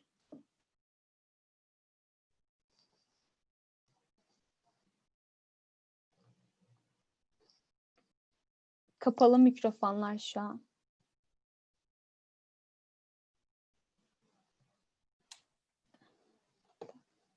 Ona aslında bence ilk sen güzel cevap vereceğini düşünüyorum ben, ama yani ben de bahsedebilirim. İlk sen söylemek ister misin? Çünkü sen çok içerisindesin yani şu anda da. Bahsedebilirsin yani. Söylemek istediğin şeyi söyle. Sonra ben Yine biraz bahsettik konu. Yani şöyle, şimdi ortada bir problem var. Ortadaki problem hala şu açık soru olan feminizmin öznesi kimdir? Biz bunun üzerinden nasıl geliştirebiliriz politikamızı diye düşünebiliriz. Feminizmin hedef aldığı, değiştirmeye çalıştığı sistemin irdelenmesindeki ortaklıklar üzerinden konuşabiliriz. Yani biz aslında bence, yani benim anladığım kadarıyla öz örgütlülüğe inanan insanlarız. O açıdan da yani bir hani trans erkekler veya trans kadınlar veya kadınlar da yani öz örgütlülüğü kurarken bir taraftan o pratiğin dışlayıcı kısmını düşünmekle başlayabilir. Yani hani öz örgütlülük evet bir haktır ve onu yaparken ama bu öz örgütlülük pratiklerinde biz belki de hani öz örgütlü bir insan niye örgütlenir? Bir şeyi değiştirmek için, bir zihniyeti değiştirmek için. Biz bu öz örgütlülük pratiklerinde değiştirmeye çalıştığımız zihine dair neyi tekrar ediyoruz? Uzun sorusu sorulabilir ortak bir şekilde belki. Ve de şey de önemli bence. İşte yani İhsan'ın de bahsettiği, yani benim Gürkan da biliyor bunu. Yani o zaman işte 2010 öncesi diyelim, feminizmle bağlantısı olan ve de Lambda'yla, LGBT hareketle bağlantısı olan herkes hatırlıyor olsa gerek. Sonuçta hani o zamanlar güllük gülistanlıkta hepimiz harika bir hayat yaşıyor değildik ama tartışılıyordu. Yani şey gibi bir olay yoktu. İşte sen terf hakaret ya da transfobi deyince bu bir hakaret, artık o lafı yemek yememek üzerinden konuşulmuyordu. Yani şöyle bir yerden kuruyorduk. İşte translar da transfobik olabilir. Herkes transfobik olabilir. Çünkü zaten bu dünya transfobik. Ya da işte hani misojeni de, yani kadınlar da misojenik olabilir. Biz trans erkekler de misojenik oluruz. Hepimizin içerisinde misojenik kırıntılar vardır. Olmaması ilginçtir. Olmaması için birlikte hareket etmeye çalışıyoruz. Çünkü bu dünya misojenik. Yani bu dünya ataerkillik üzerinden kurulmuş bir dünya ve bu dünya baskılayıcı bir dünya. Onun izleklerini biz nasıl kendi içimizde değiştirebiliriz, örgütlenebiliriz ve yani dış dünyaya müdahale edebiliriz. Buradan belki tekrar politikayı düşünmek yardımcı olabilir bu konulardan. Yani olay sadece hani Fenerbahçe, Galatasaray kim neyi tutuyor, kimin şeyi gibi bir noktaya geldiği zaman yenilmeye mahkumuz. Yani yenilmeye mahkumuz çünkü zaten düzen olduğu gibi devam edecek. Bizim iddiamız bir şeyi değiştirmek, var olan bir şeyi değiştirmek. O bir şekilde bir örgütlülüğü ve bir müdahaleyi gerektirir. Öteki türlü yapabildiğin ancak şu olur. Yani hani sinirini boşaltmak.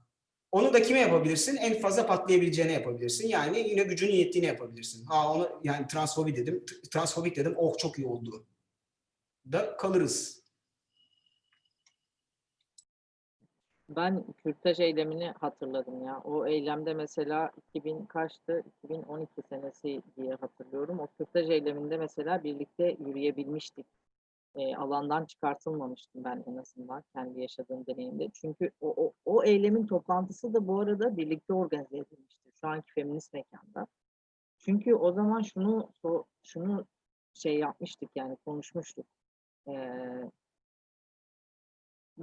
Yani o mekanda yani biz burada, yani mevzu kürtajsa eğer, rahim taşıyan bedenler olarak burada varız ve hani birlikte dayanışmak istiyoruz.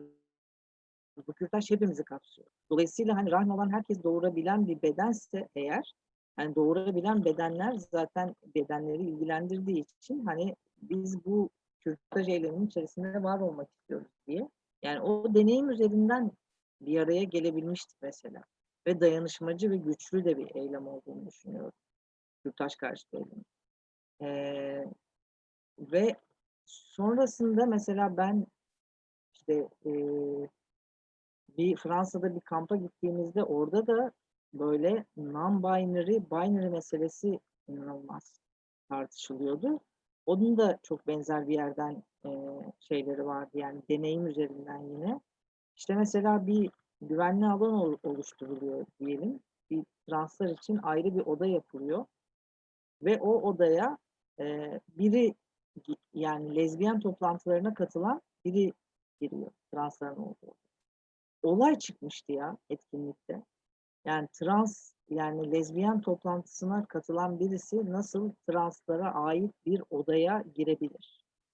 Yani trans lezbiyenler olamaz mı mesela? Yani hani ya da yani bu kadar sabit bir şey mi? Tamam, kendimizi güvende hissetmeyebiliriz. Çok yara almış olabiliriz. İşte kendimize tek güvenli alan orası olmuş olabilir. Bunun tartışmasını 3 saat mesela yaptığımızı hatırlıyorum ben. Böyle beynim çatlamak üzereydi yani orada katıldığım toplantıda. Çünkü konu tam da buradaydı yani ve deneyim yoktu mesela. Yani biz bu anlattığımız her şeyde bir şekilde deneyim üzerinden ve bir ortaklık buluyoruz. Yani o da tanımladığımız ortaklık da yani transfeminizmle e, yani heteroseksüel, heteroseksiz bir ataerkil bir sistem var ve buna karşı yani bu çerçevede olmayan insanlar zaten hani eziliyorlar ve biz buna karşı nasıl mücadele edeceğiz? Yani yani bu sistemin çizdiği çemberin dışında kalan insanlar olarak biz nasıl hani kendimizi var edebiliriz ve birlikte güçlü durabiliriz? Yani bu yüzden hani o yürüyüşlere katılıyoruz ve hani feminist yürüyüşler bizim için bu nedenle önemli ya da ortak yaptığımız hani, eylemler. Buradan kurabilirsek eğer bence hani bir sistem var, bizi karşısına alan bir sistem var ve içine dahil etmeyen bir sistem var. Ve bu enteresan bir şekilde bu sistemin işte çıkarları doğrultusunda aslında bir sürü insan bir araya gelip bu sistemi savunabiliyor bugün. Yani mesela aslında neydi bu işte Selin Ciğerci'ye laf söyleyen kadın. Mesela o da aslında yani toplum tarafından böyle sevilen hani beğenilen biri değil ki yani o da ötekileştirilen, dışlanan biri. Yani bu biraz da burada şeyi de görüyoruz yani. Yani dışlanan, ötekileştirilen insanların da birbirini nasıl başka yerden vurduğunu. Ee, Yani bu da bana enteresan geliyor. Yani bir de işte Sinan'ın dediği yerden o dönemde tartışabiliyorduk. Bu dönemde tartışmalar biraz kavga olarak algılanıyor. Yani tartışma dediğimizde yani kavga ediyoruz gibi algılanıyor. Ya tartışma güzel bir şeydir bence yani. Hani tartışırsın, birbirinin fikirlerini dönüştürürsün. Yani değişir fikirlerin o tartışma esnasında ya da yani birbirini etkilersin. Yani birbirini etkilemek, birbirinin fikirlerini dönüştürmek, tartışmak, yani manipüle etmeden bunlar hani bence değerli şeyler. O dönemde bunları yapabildiğimizi düşünüyorum. Ve yukarıda Aslı söylemişti yani deneyim aktarımı vardı. Mesela ben işte Ebru'nun ne yaşadığını o dönemde Ebru'dan dinleyebiliyordum, Demet'ten dinleyebiliyordum, yanında gelen insanlardan. Yani ortak bir mekanımız vardı ve bu mekanlarda buluşup biz birbirimizin deneyimlerini dinleyebiliyorduk ve birbirimizin deneyimlerinden bir şeyler öğrenebiliyorduk yani geçmişe dair.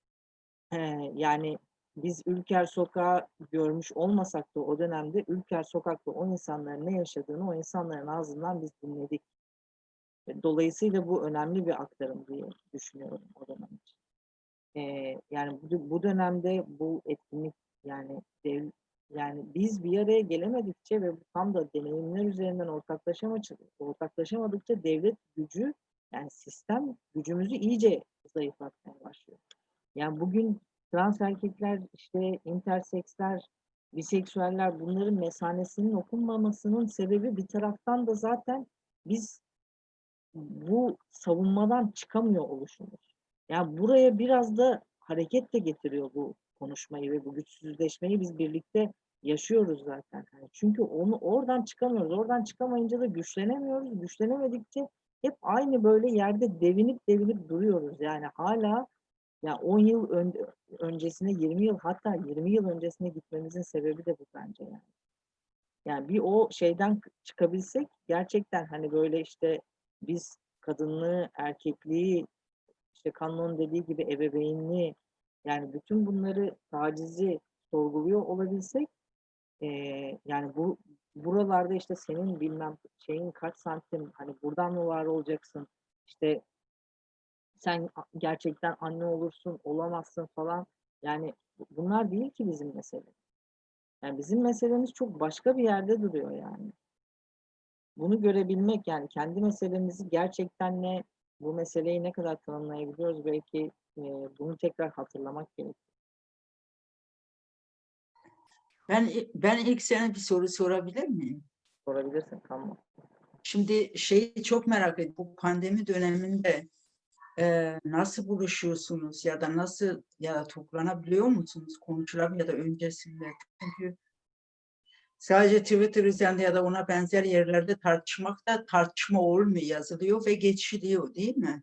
Yani çünkü bir odada oturup toplanıp konuşmak başka bir şey. Senin söylediğin gibi eskiden deneyimler aktarıldı. Oturduk saatlerce dinlerdik ve üzerine de kendimizden deneyimleri aktarırdık. Şimdi nasıl yapılıyor? Söylemek ister misin bir şey buradan? Ya ben işte geçenlerde böyle Gülkan'la oturup konuştuğumuzda yani böyle eskiden böyle bir araya gelirdik ya, bir 10 kişilik bir masa olurdu yani. O masayı uzun zamandır görmüyorum ben, ya da öyle bir ortam. Yani çok az kişi bir araya gelip konuşabiliyoruz. Yani bu bazen 3 oluyor, bazen 4 oluyor.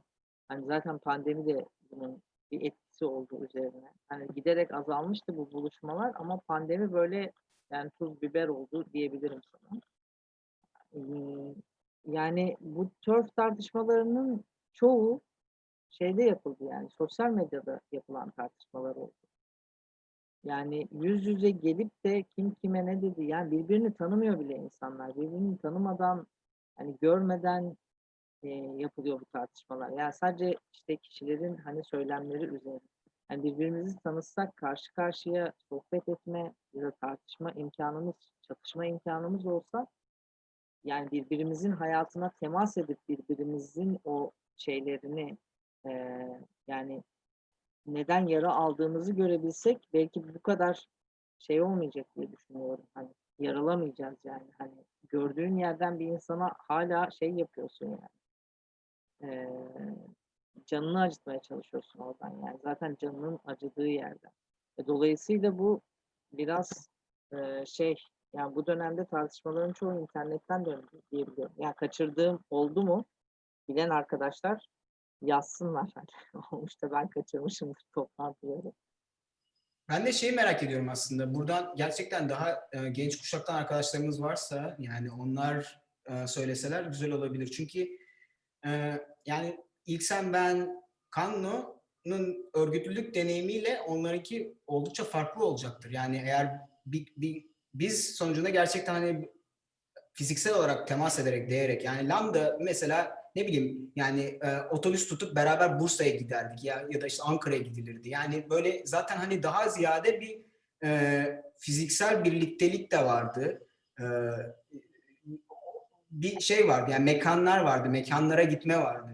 Halbuki bu kuşak bence sosyalliği de farklı bir yerden kuruyor olabilir ve bizim alındığımız şeylere belki onlar alınmıyorlar. Yani bize belki sert gelen e, şeyler. Mesela ben bu terf meselesinden var ya, yani hani 1 kilometre uzağından bile geçmek istemedim. Nasıl döndüğünü birazcık şey yaptığım zaman, kulağıma geldiği zaman. Çünkü o kadar bana yapıcı bir tarafını göremedim yani. Ama bu işe dahil olanlar bir şeyleri yapıyorlar. Bir yandan da bir gerçeklik var. Yani biz artık bu konuda birazcık daha geri kalmış durumdayız. Yani geri kalmış derken şunu diyorum. Yani hani biz farklı bir deneyimde büyüdük. Şimdikinin deneyimini yani şu andaki insanların sosyalliğiyle de tam da birebir de bağ kuramıyor da olabiliriz. Yani onlar da mesela şeyi de merak ediyorum. Yani bu terfik üzerine de acaba bu çatışmalarda, yani bize sert gelen ve de tartışmayı göremediğimiz yerlerdeki açılımlar nasıl oluyor? Yani o arkadaşların deneyimine. Hani ya biz böyle böyle yapıyoruz ama burada da böyle bir kazanımımız var gibi şeyleri de merak ediyorum açıkçası.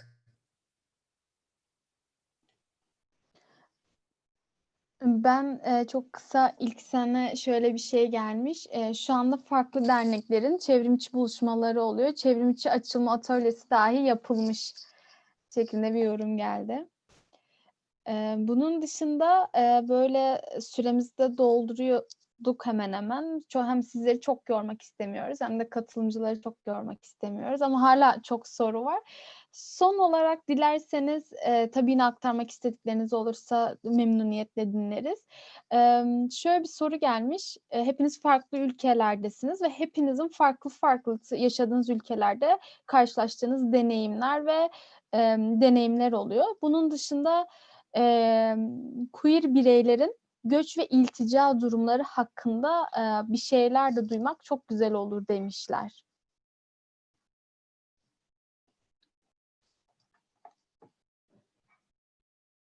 Tekrarlayayım mı tekrardan? Ben bir söyleyebilirim yani. Ben Türkiye'deyim bu arada. Yani göç etmeden yaşıyorum. Onu Kanlı ve Sinan cevaplayabilirler. Ama yani burada Türkiye'ye dair hani bizim burada anlattığımız deneyimler mesela hani daha çok veya o dönemde Lambda'da bir dernekti ama derneğin organize ettiği etkinlikten ziyade kişilerin böyle sorumluluk alarak yaptığı, kişilerin hani çok fazla gönüllü olduğu şeyler olabiliyordu, etkinlikler oluyordu. Yani gönüllü olmaya dahil olma, gönüllülerin organize etmesi, yani bir kurumsallaşma var bir taraftan ama o kurumsallaşmanın da çok dışına çıkılarak hareket ediliyordu o dönemde.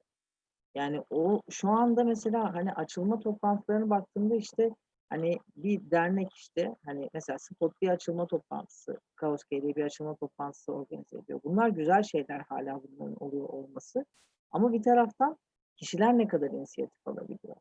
Yani genç bir arkadaş mesela ya da bir iki kişi hani örgütlenip biz bir toplantı organize ediyoruz falan gibi bir yerden hani ne kadar olabiliyor falan bunları yapıyorum. Hani merak ediyorum daha çok. Çünkü o dönemde böyle çok işte 5-6 kişi falan böyle bir araya gelip 10 kişi bir araya gelip e, işte yani feminist festivalin organize edilmesi mesela. Hani ya aynı zamanda şeyler de hani şu anda mesela o dönemde daha o da çok konuşulan bir konu oldu son dönemde. İşte daha öz kaynaklarla bir şekilde etkinliklerin organize ediliyor olabilmesi ve şu anda organize edilemiyor olması gibi farklılıkların olduğunu görüyorum ben. Bunlar bugün hani niye var ve hani ne hissettiriyor bize ya da hani e, yani geçmişe dair bir özlem değil ama hani bugünle karşılaştırdığımda bunları görüyorum. İşte bana yani bu değişim neden kaynaklanıyor? Belki hani bunun sorusunu arıyorum. Evet, aynen. Çünkü bak bu mesela ta 2008 olabilir yani bir dönem ilk daha böyle Lambda'ya fon ihtimali geldiği zaman bu tartışmaları yapıyorduk aslında hatırlıyorsunuz zaten. Yani şöyle bir şey vardı çünkü. O zaman böyle şakası yapılırdı. Şimdi o şaka gerçek oldu. O zaman diyorduk ki hani ya biz örgütlü mücadeleyiz. Biz eşcinsel örgütlülüğü mücadelesini vermek istiyoruz. Biz örgütlüyüz. E, Eşcinselleri Koruma Derneği'ne mi dönüşeceğiz? Yani böyle bir hani orada bir hizmette kayan bir mantık bize o zaman saçma ve tehlikeli geliyordu. Biz hani yani örgütlülük üzerinden düşünüyorduk. Şimdi neredeyse bütün dernekler e, tek bir model üzerinden hareket eder bir hale geldi. Yani en azından yani Kaos konusunda bir şey diyemeyeceğim. Onlar çok köklü bir dernek. Yani onlar 90'ların ortasına itibaren var ama Spot'ta daha benim de anladığım kadarıyla daha bir mantık var onlarda da. Yani sonuçta bir kadrosu var derneğin ve onlar bir şeyler sağlıyorlar. Bunu da kötülemek anlamında demiyorum ama bu farklı bir model. Bir de bir örgütlülük modeli var. Bir mekanda insanların inisiyatif alması, yani bir politika geliştirmesi de tabii farklı bir şey. Şimdi ona hiç yer kalmadı.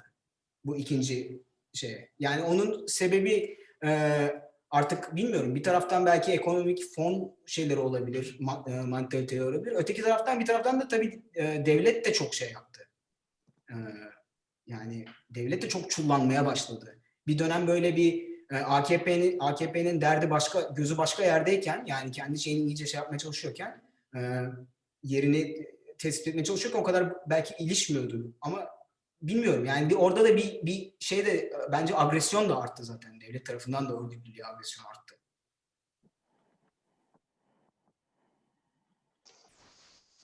Vallahi çok teşekkür ederiz.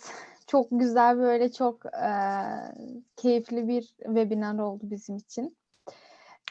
İlk senin, Kanon'un veya Sinan'ın herhangi aktarmak istediği veya söylemek istediği bir şeyler varsa onları da dinlemek isteriz. Sorularımız bu kadardı ama. Tamam o zaman. Ben ilk sana da, Sinan'a da, Kano'ya da TERF tartışmasına dair transfeminist perspektiflere dair aktarımları için çok teşekkür ediyoruz.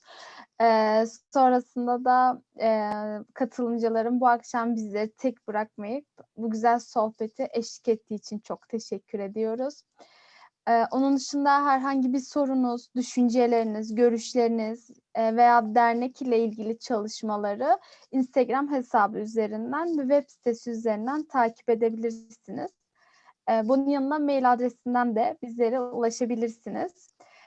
Webinarımız bu şekildeydi. Hepinizin katılımı, aktarımları için tekrardan çok ama çok teşekkürler.